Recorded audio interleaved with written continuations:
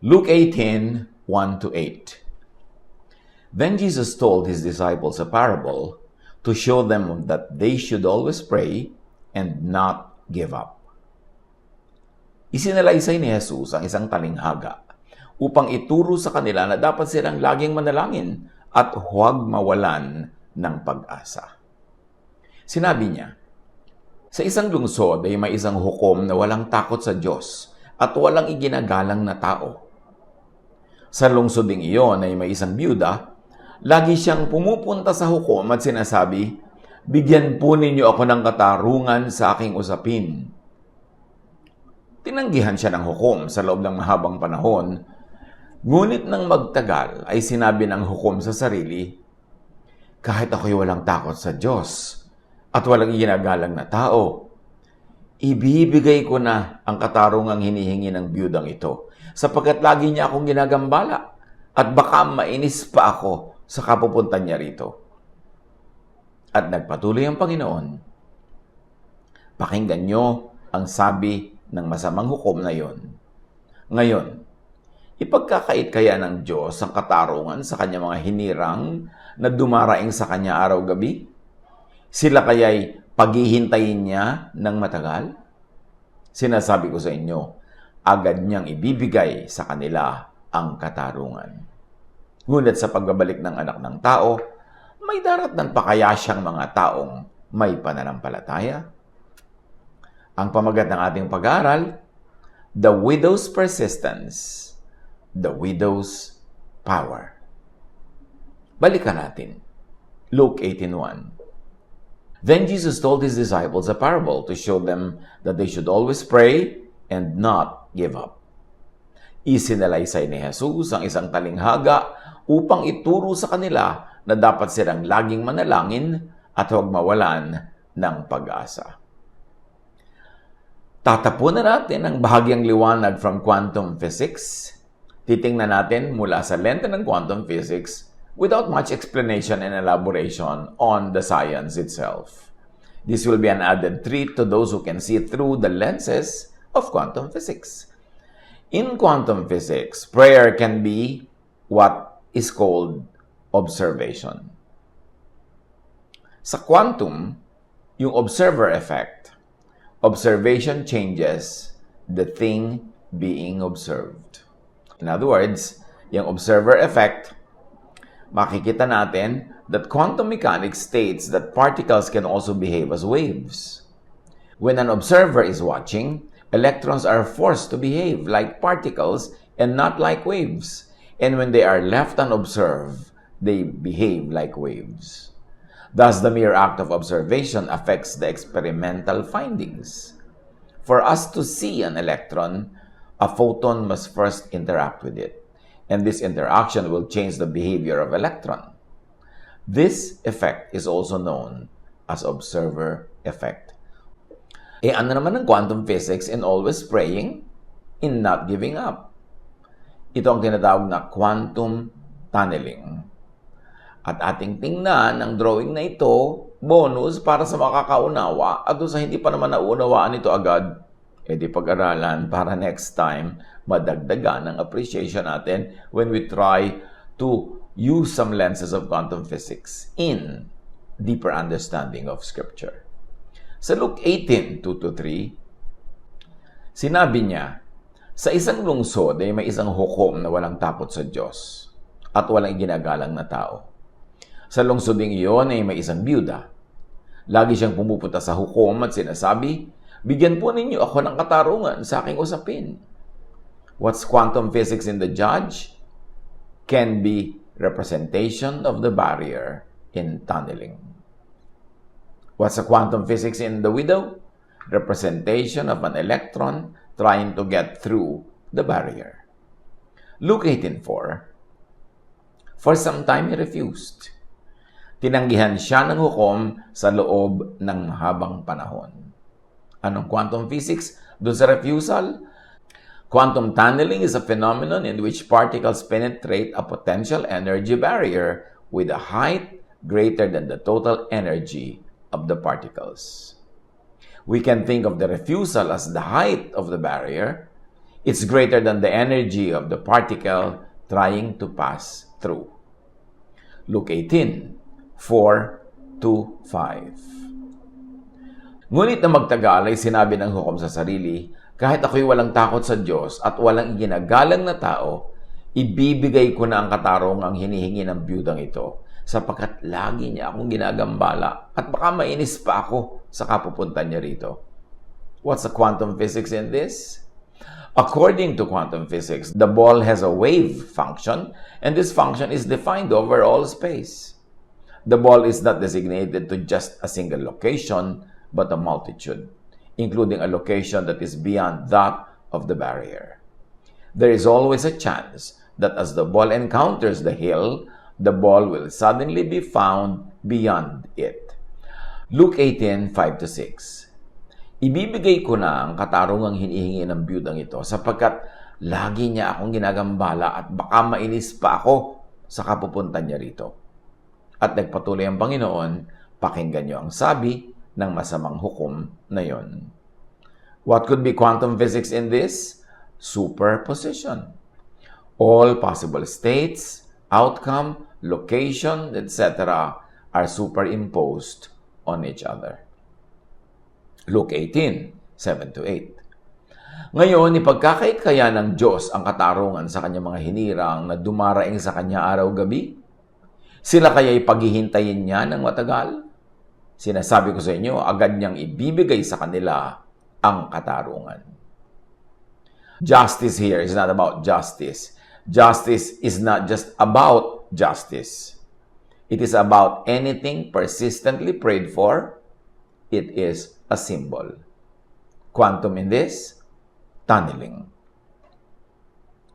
However, when the Son of Man comes, will He find faith on the earth? Ngunit, sa pagbabalik ng anak ng tao, may daratnan pa kaya siya mga taong may pananampalataya.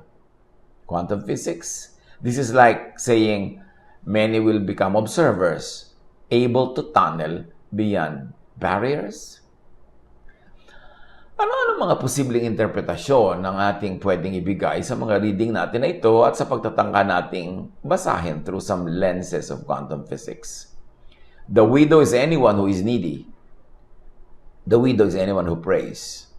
Sa quantum physics equivalent, observer. Observe. The judge is the universe, the source, the giver, the power. The judge could be representing God Himself, although huwag tayo magpadala doon sa adjective na bad judge siya. Kasi yung judge dito ang may power, siya ang dispenser of favor. So, pwede niyang i-represent ang God, ang universe.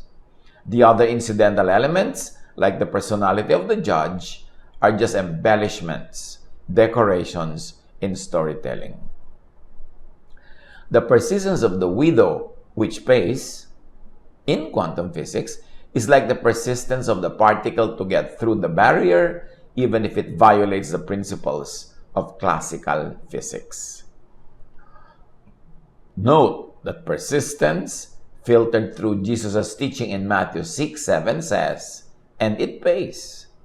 Matthew 6:7, and when you pray, do not keep on babbling like pagans, for they think that they will be heard because of their many words. Sa pananalangin ninyo'y huwag kayong gagamit ng maraming salitang walang kabuluhan, gaya ng ginagawa ng mga hentil. Ang akala nila'y papakinggan sila ng Diyos dahil sa haba ng kanilang sinasabi. Apply this. Pray. Pray persistently. Pray without ceasing. Non-stop.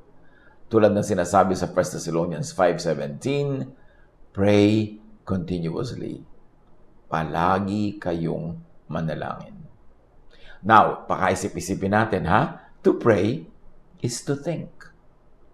Mark 11:24, therefore I tell you, whatever you ask for in prayer, believe that you have received it, and it will be yours.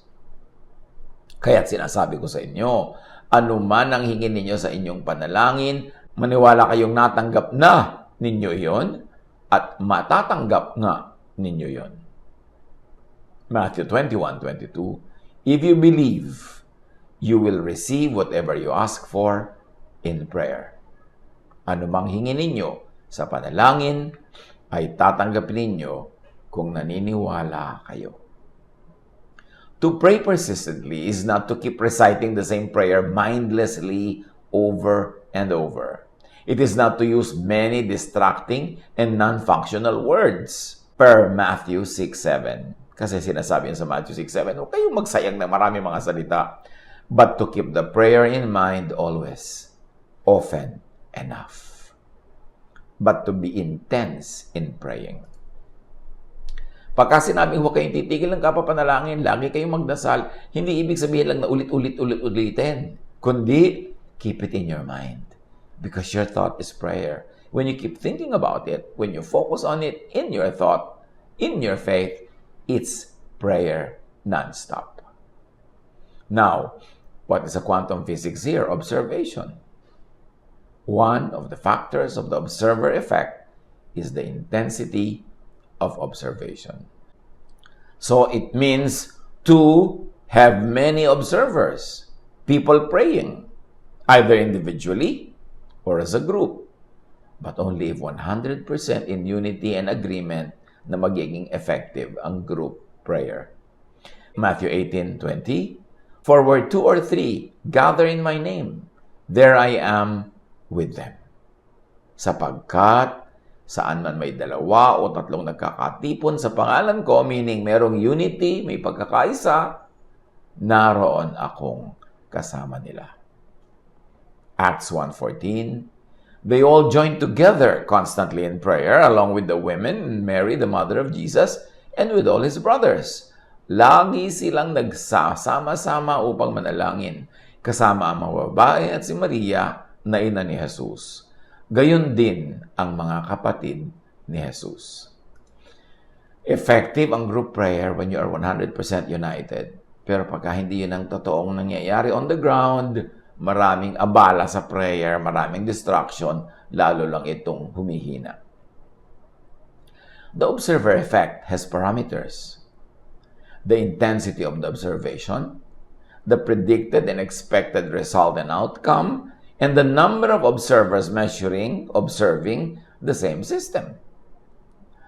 To pray persistently is to think persistently without ceasing, non-stop. Do to wish for others what you want for yourself, not what you don't want for yourself, because what you do to and wish for others is what you think of. It is what you will get. It is what you will receive as well. What you want others to get, to receive. What you think of, even for others, is what you will get, and it is what you will receive. Luke 6:38, magbigay kayo at kayo'y bibigyan din. Hustong takal, siksik, liglig at umaapaw pa ang ibibigay sa inyo. Sapagkat ang panukat na ginagamit niyo sa iba ay siya ring gagamiting panukat sa inyo. Sa quantum physics, entanglement. Affecting another by just affecting its pair. In godliness, in quantum physics, you receive what you give away. 1 Corinthians 4:12, when we are cursed, we bless. Therefore, blessing din ang babalik sa atin. Kasi yung pinapawala natin into the heavens, yun din ang ibabalik ng kalangitan sa atin. 1 Peter 3:9, huwag ninyong gantihan ng masama ang masama. Huwag niyong sumpain ang sumusumpa sa inyo. Sa halip, pagpalain niyo sila dahil pinili kayo upang tumanggap ng pagpapala sa Diyos. Kung ano ang binibigay natin, yun ang ating tatanggapin. So, pag binigyan ka ng masama, huwag kang mag-return ng masama kasi yung masamang ni-return mo ang babalik din sa iyo. Matthew 6:14, sapagkat kung pinapatawad ninyo ang mga nagkakasala sa inyo, patatawarin din kayo ng inyong Ama na nasa langit. Proverbs 24:17, Huwag mo ikagalak ang pagbagsak ng iyong kaaway ni ang kanyang kapahamakan. Bakit? Kung ikinakagalak mo ang kanyang pagbagsak ang topic mo, pagbagsak ang tinutuunan mo, yun din ang mangyayari sa'yo. Kasi yun ang iniisip mo. Kahit pa nga iniisip mo tungkol sa kapwa o para sa kapwa, pero dahil iniisip mo, yun din ang babalik sa'yo. Luke 6:31, gawin ninyo sa inyong kapwa ang nais ninyong gawin nila sa inyo. Kasi pag ginagawa mo, iniisip mo, yung iniisip mo, yun ang prayer mo, yun din ang ibibigay sa'yo. Proverbs 25:21-22. If your enemy is hungry, give him food to eat. If he is thirsty, give him water to drink. Then the Lord will reward you. Because what you give is what you receive. Think of, speak of what you want, not of what you don't want. Huwag nating gawing habit na lagi ang pinag-uusapan yung ayaw nating mangyari, yung pangit, yung kinakatakutan natin. Kasi pinag-uusapan, iniisip. Pag iniisip, yun ang prayer. At pag yung pinagpe-pray, sinasagot.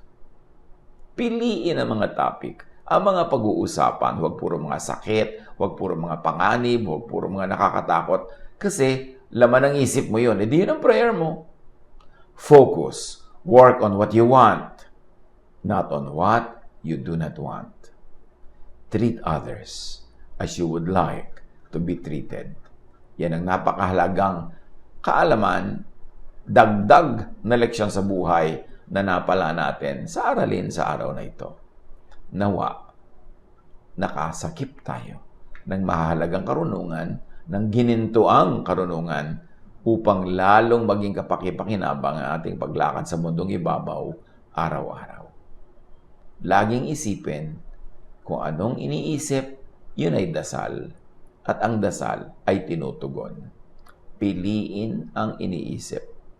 At sa ating pagsisikap na unawain pa, dagdagan pa ang pag-unawa sa mga katuroang ito using the lenses of quantum physics. Kung hiyang sa atin, edi gamitin. Kung hindi naman, edi wag. Huwag niyong pansinin. Tuloy-tuloy na lang tayo sa pag-aaral na doon sa classical way of studying Scripture. But we are trying to add some perspective, some angles, some lights, so that there will be more appreciation na higit pa, dagdag pa sa mga dati na nating alam at naunawa. God bless us all.